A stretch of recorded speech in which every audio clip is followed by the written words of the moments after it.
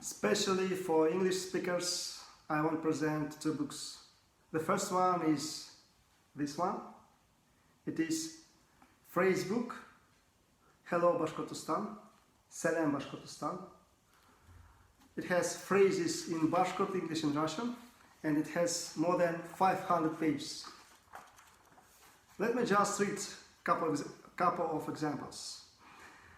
Hedin Kawawa burunlu heykelder var mı? Are there any ancient monuments in your city? Or, for example, another phrase from another page.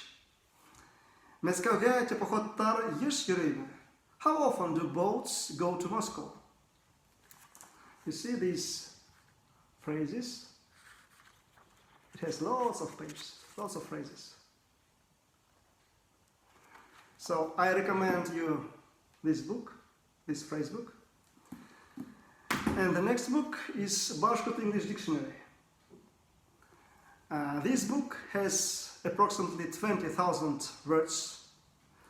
Unfortunately, it doesn't have English Bashkort dictionary. It has only Bashkort English dictionary. So you can find words in Bashkort and translate them to English.